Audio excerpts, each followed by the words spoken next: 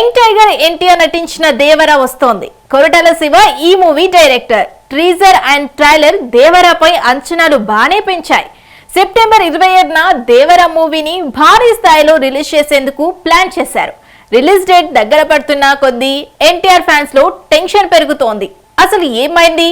Young tiger fans tension పడడానికి కారణం ఏంటి తెలుసుకోవాలని అనుకుంటున్నారా? అయితే ఈ స్టోరీ చూడాల్సిందే. ఆర్ఆర్ఆర్ తర్వాత ఎన్టీఆర్ నుంచి వస్తున్న మూవీ దేవర. అయితే కొరటాల శివ ఆచార్య డిజాస్టర్ తర్వాత చేస్తున్న మూవీ కావడంతో కథపై చాలా కసరత్తు చేశారు.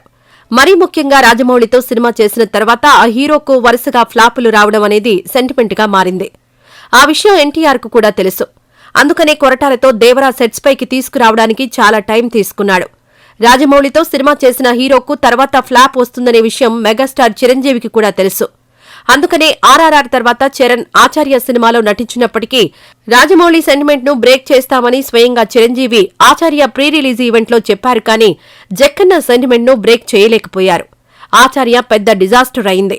రాజమౌళి గారి సినిమాలు చేసిన హీరోలకి అంత పెద్ద హిట్లు అయిపోయిన తర్వాత ఆయన దగ్గర నెక్స్ట్ సినిమా చూడండి అన్ని ఫ్లాప్లే అని చాలామందికి ఉంది. బట్ అది వాస్తవం కాదు.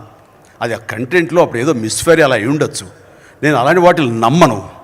బట్ అలా అనుకునే వాళ్ళకి చెబుతున్నాను, ఆ యొక్క మిత్ని ఇది రూపుమాపి ఆ హిట్ తర్వాత ఇది మళ్ళీ ఇంకో హిట్ అవుతుంది. ఇది ఖచ్చితంగా మీరు చూస్తారు, జరుగుతుంది.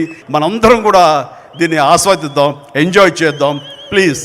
రాజమౌళి తెరకెక్కించిన మగధీర తర్వాత చరణ్ ఆరెంజ్ డిజాస్టర్ అయింది. సింహాద్రి తర్వాత ఎన్టీఆర్ నటించిన సినిమా ఆంధ్రవాలా డిజాస్టర్ అయింది. యమదొంగ తర్వాత కంత్రి ఫ్లాప్ అయింది.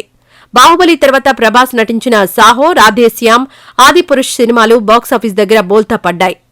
ఇలా రాజమౌళితో సినిమా చేస్తే ఆ హీరో తర్వాత సినిమా ఫ్లాప్ అవ్వడం అనేది సెంటిమెంట్ గా మారడంతో ఎన్టీఆర్ తో పాటు ఎన్టీఆర్ ఫ్యాన్స్ కూడా దేవర విషయంలో ఏం జరుగుతుందో అని తెగ టెన్షన్ పడుతున్నారు.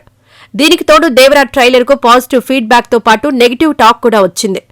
సముద్రం తప్ప ఇంకేమీ చూపించలేదు. సినిమా అంతా సముద్రం చుట్టూనే ఉంటుందా, లేక కావాలనే మిగిలిన కంటెంట్ రిలీజ్ చేయలేదా అనేది ఆసక్తిగా మారింది. మరి జక్కన్న సెంటిమెంట్ ను దేవర బ్రేక్ చేస్తాడో లేదో చూడాలి.